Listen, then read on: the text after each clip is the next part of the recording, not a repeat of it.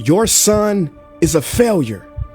He's barely passing my class, and with grades like this, I'm just not sure what kind of future he's gonna have.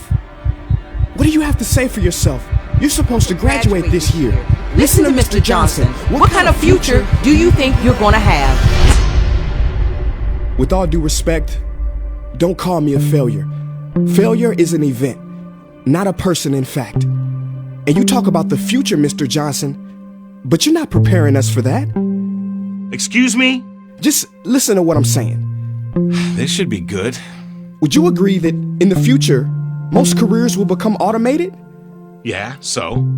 So the people who succeed will have to be curious, innovative, with resilience to adapt to new changes. What's your point? My point is, the focus in this school is not on that. It is on regurgitating information and test taking, and that's just real. But in today's world, creativity is the most important leadership skill. Oh, that's how you feel. You don't have to believe me, but maybe you will believe the 1,500 executives who recently said creativity is the most important leadership skill. See, pretty soon, no one will be hired because of what they know. Because who cares what you know or if you've memorized a fact?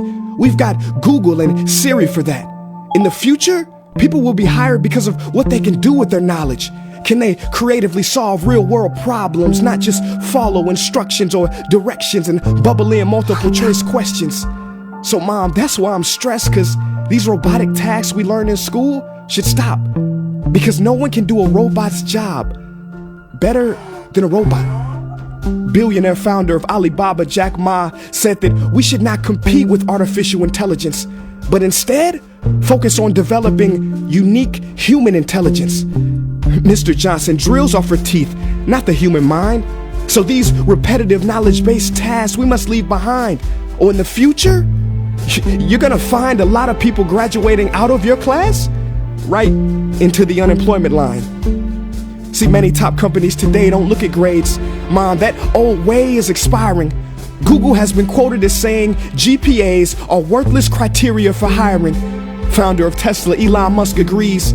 So I say this with unease and sorrow. If you continue to teach today as you taught yesterday, then you rob us students of tomorrow. Mr. Johnson, I'm gonna keep it real with you. Sometimes sitting in your class is tough. I'm constantly thinking, if I don't look up at the clock, maybe it'll speed up. So I listen to you do my work and pay attention, feeling like an hour had to have gone by. But it was only 3 minutes. So if you wonder why we're bored in class, look, you want to get a kid to hate reading? Give them this, a school textbook.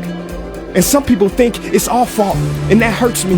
They say you can lead a horse to water, but you can't make him drink. And to that I say no. Firstly, you can put salt in that horse's hay and make him thirsty. And if you bring joy in your classroom, you can make any bad student nerdy, as he or she discovers the beauty of truly learning. Mr. Johnson, I mean no disrespect. You have the most important job on this planet. You build, create, and save lives. But if you really care about my future, like you say, then you have to fully commit and ask yourself honestly, how do I prepare a child for a future that doesn't yet exist? Here's a hint. The answer is not found in this. It's using this and this. See, in the future, we will need more passion and compassion. People with inspired hearts and wisdom to uplift this planet.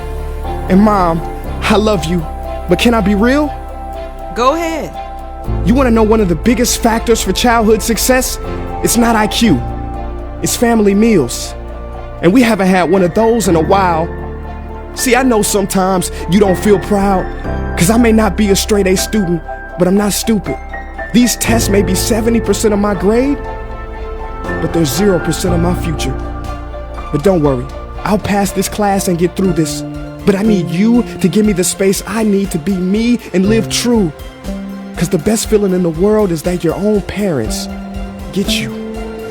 There's a passage in a book called The Prophet by Khalil Gibran. And if you don't mind, I'd love to share it with you. Go ahead. See, he says, your children are not your children. They are the sons and daughters of life longing for itself. They come through you, but not from you. And though they are with you, they do not belong to you. You may give them your love, but not your thoughts, for they have their own thoughts. You may house their bodies, but not their souls, for their souls dwell in the house of tomorrow. So, Mom, I'd appreciate it if you give me the love that I need to pursue my dreams. See, if we are to succeed, all three of us need behavior change on all fronts. We talk about the future, but the future is now, and it is created now by all of us. I've never heard you speak like that before. Yeah, I didn't know. But I'm going to reach out to administration and try to change some things. You have my word.